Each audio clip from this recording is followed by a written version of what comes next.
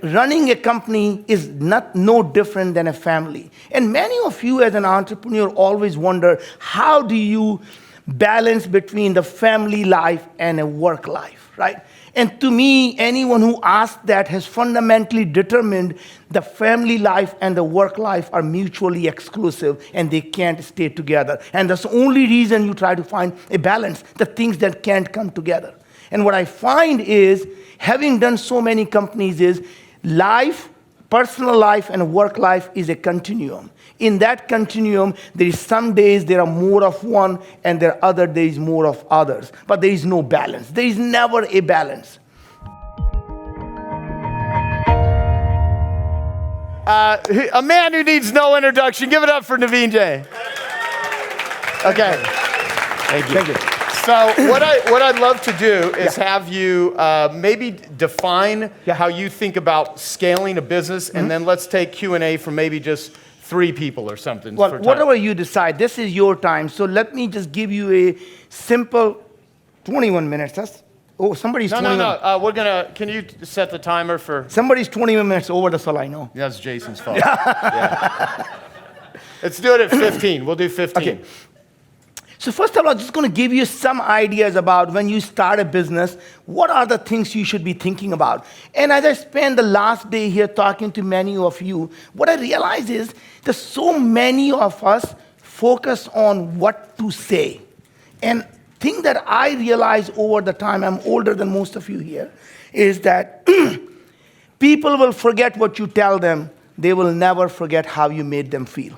Right? So don't focus on what you say. Just remember how you're making them feel. It doesn't matter you give them a metal business card. It doesn't matter you give them a plastic business card. What they're going to remember is when they met, how they felt.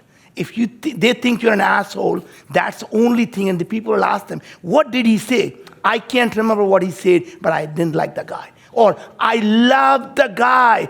And you ask them, what did he say? I can't remember, but I love the guy. So focus on how you make people feel, not what you're saying. And second thing is, I was talking about parenting.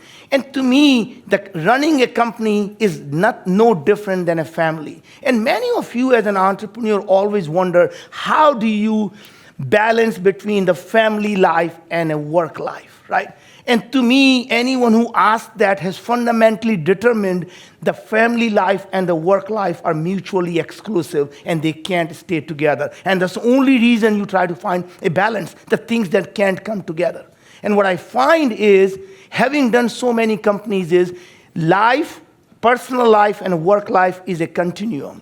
In that continuum, there is some days there are more of one and there are other days more of others. But there is no balance. There is never a balance. The thing that I do with my children, which I thought was just amazing, is that there is never a time. It doesn't matter what I am doing. When they call, that call will be answered. Period.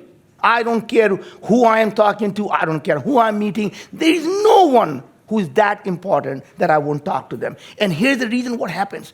I remember a public company, I was speaking at a Goldman Sachs investor conference, 5,000 portfolio manager. There must be $1 trillion of money management in the room. My son called and I said, excuse me, I'm speaking at that time. And I said, I got to take this call. I promised my son I'm going to take the call. And I took that call. Amazing thing happened. The stock went up by $4 billion that day. Because people remembered the guy who makes a promise, he keeps the promise. I didn't say, just this time I'm in front of people, I'm not going to take that call. And that is an amazing power of keeping that. So when you say, this is a family, it doesn't matter if I'm sleeping, someone from the office calls. That call will be taken because they are a family.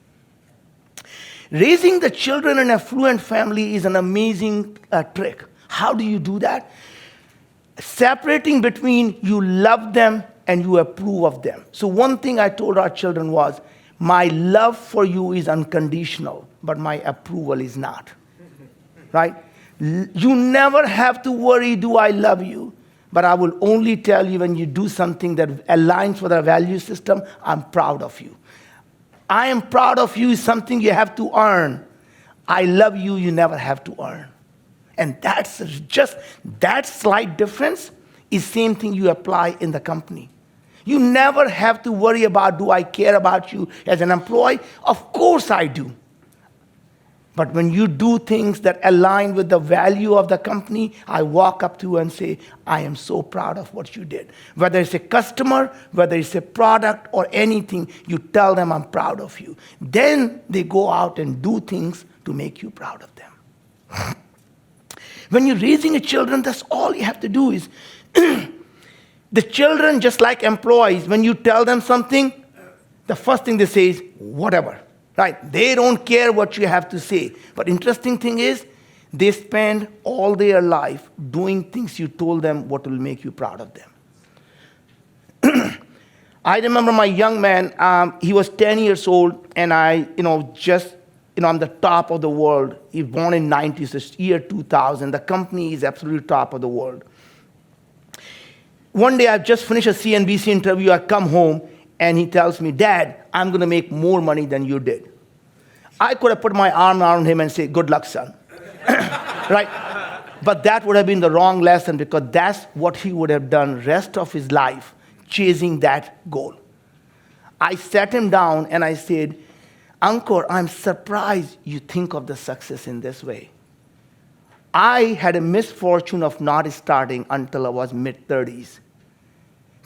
Your success will be dependent on how many lives have you improved. And I hope you'll be more successful than I am, because I started so late. And he said, whatever, Dad. And interestingly, now I'm going to tell you that he was 10 years old. 17-year-old, he's at Wharton. And he calls me, he said, Dad, I have an idea. What would you like to do?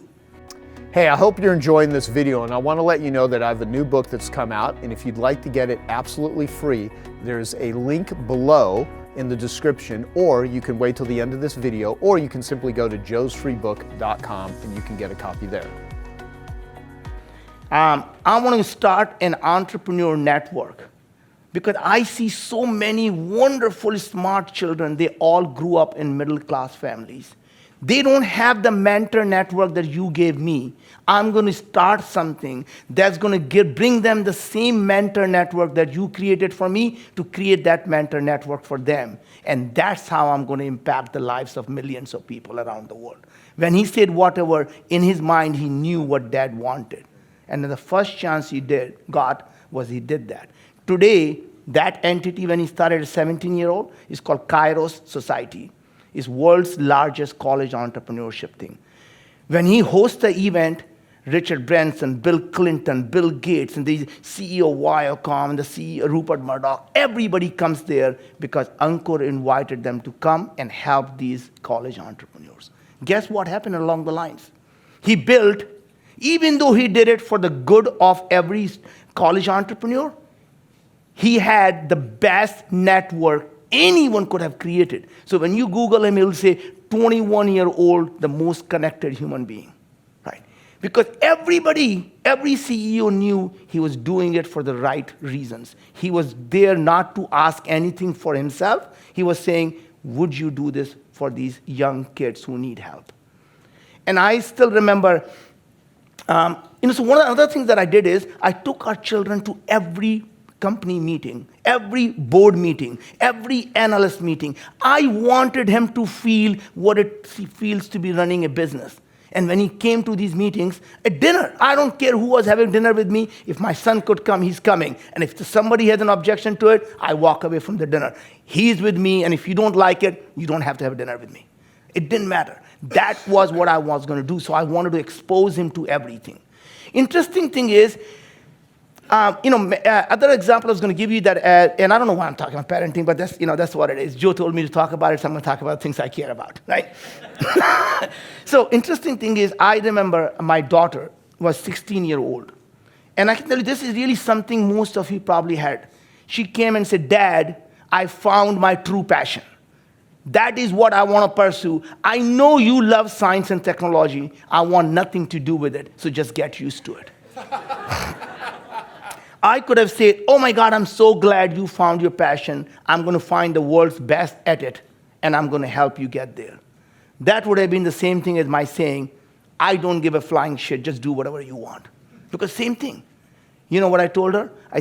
I call her my sweet doll. I said, doll, you got to let the dad do his job. What's dad's job?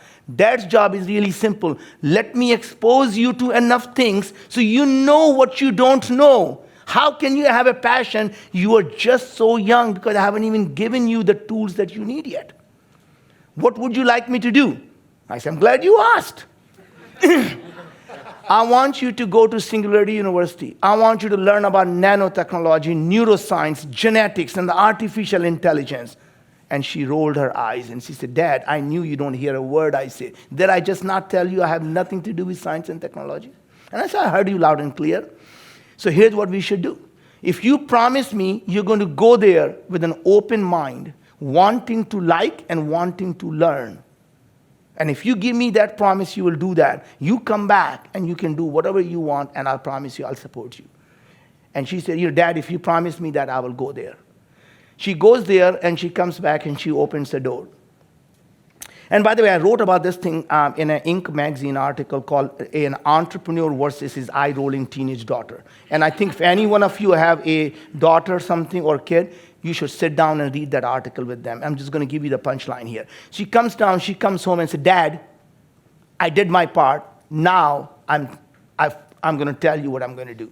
And my first words were, oh, shit. I said, all right, doll, since I gave you the promise, tell me what would you like me to do? He said, Dad, I've decided I'm going to be a neuroscientist or geneticist. I took a deep breath and I said, at the risk of you changing your mind, would you tell me exactly what happened? He said, Dad, you're just so dumb. He says, I'm in high school.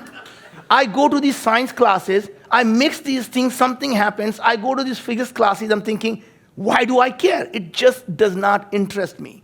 When I went to Singularity University, I realized something. The science and technology is not the destination. It's simply the tools for me to do what I care to do. You know I care about girls' education.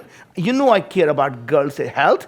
How am I going to improve the girls' education if I don't even know how the brain works? How am I going to take care of their health if I don't even know how their body works? And that's the reason I'm going to go learn that so I can empower women. And by the way, interesting thing is, she graduated from Stanford, Stanford STEM Fellow, Stanford Mayfield Fellow, Board of Stanford Women in Business, Youth Ambassador for UN. And what is she doing now? Women empowerment. She started artificial intelligence company to remove the gender bias. They worked with Unilever, and when they did that, 300% more women were hired because they removed the gender bias completely. Right? Point was, she if I had let her decide when she was 16-year-old what her passion was, we have no idea. She would have lost out on her true calling, and world would have lost out on a great human being. Right? So my point is, don't do simply out of love because you say, if she had a passion, let her pursue the passion. Your job is to expose them to enough things before they find their passion. But if not, you are actually doing them a disservice. Right? So now I have 3 minutes and 32 seconds left here, so if do you have any questions? Keep talking? Okay. So anyways, the point I was trying to make is that doing things out of love sometimes requires you to make tough decisions, right? And unless you are willing to make those tough decisions, whether as a CEO, whether as a leader, or as a father, you are, to some extent, are not being true to yourself, and you're taking an easy way out. Being a parent is the tough things to do because their children don't come with the manual that says, here is the owner's manual. Read it and we'll figure it out, right? Every day you are learning. Every day you're trying to figure out, are you doing the right thing? Because every one of us, if you asked me yesterday, I asked you, what are you willing to die for? Every one of us would say our children. Not our spouse, not our parents. Our children is something we're willing to die for.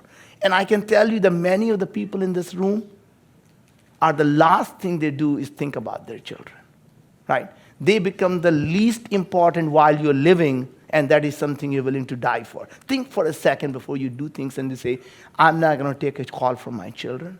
Or I'm not going to take them to the meeting because it's so important that my business partner may not like it or my client may not like it. How your children are going to be exposed to them? Right? So the fact is I started taking my oldest son to the company in the analyst meeting, and some of the toughest meeting, I swear, I knew they were going to be the toughest meeting I'm going to have. I took him there, and he was sitting on the sofa, and there was this guy, and I knew the guy says, I want you to pay us $100K per month. I was paying them about $10K. Why? Is there something extra you're going to deliver? You're making so much money, I just want to take more. And I say, if you're not delivering any value, how can I pay you more? That's what we want. And now my son is sitting there and watching me. How am I going to react? And I'm angry and I'm frustrated. And the only thing I say to the guy was, you're too close to the window. If I were you, I would not be that close to the window because my feeling is I'm going to take you, grab you right now, I'm going to throw you out of the window. And my son is like, oh my God, my dad has lost it. But I wanted him to see that daddy's not perfect every time. After that, I sat this guy down and we figured out what was troubling him. What was troubling him was, he says, you are creating all the value for all the tools that I created.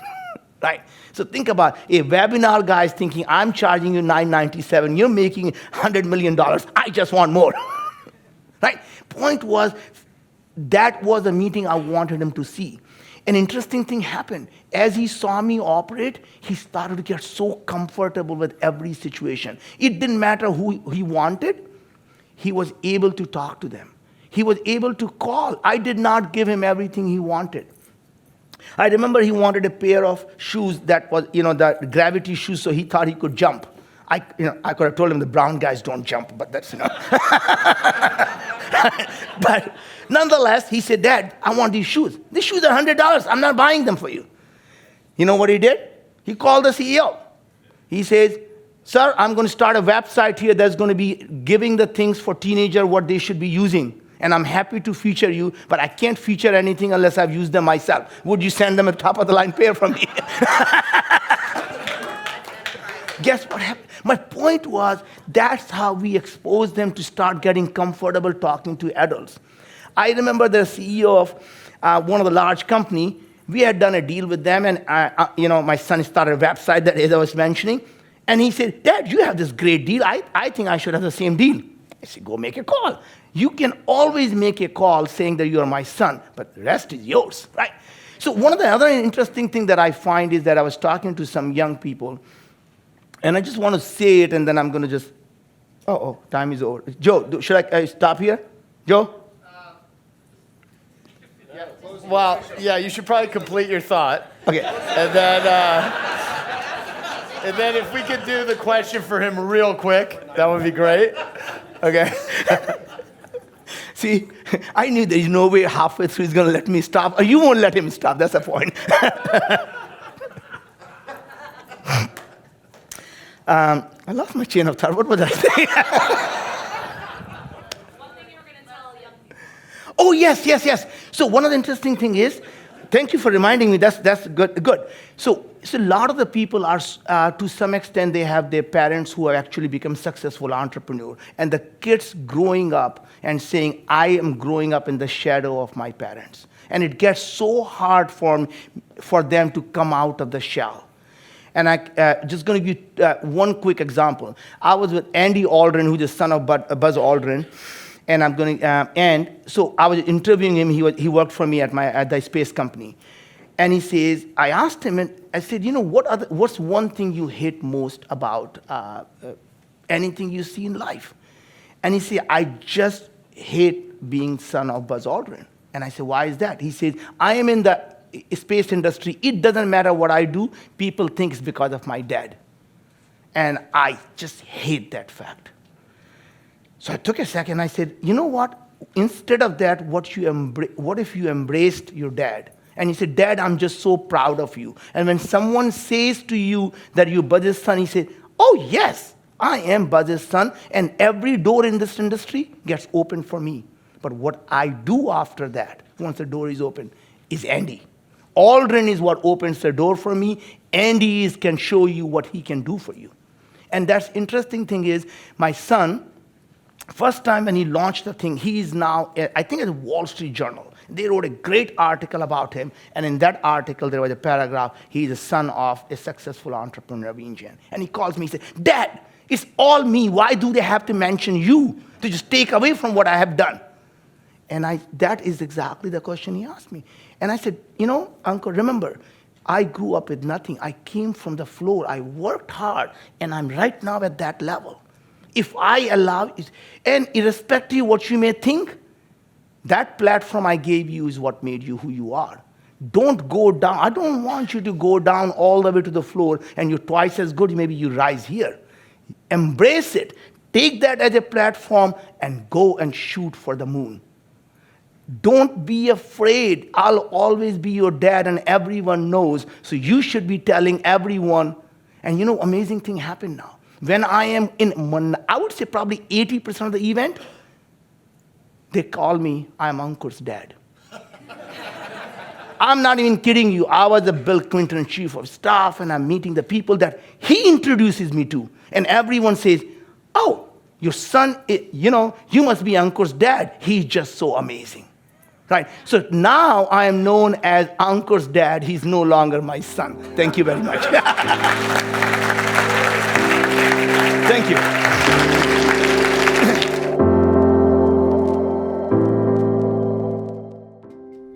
Okay, I hope you found that video awesome and useful. So if you want to get a free copy of my book, I want you to click here. And if you want to watch some more videos that'll be useful and awesome, click here. Go ahead. They're over here. Do it now. Come on. Thank you. Watch them.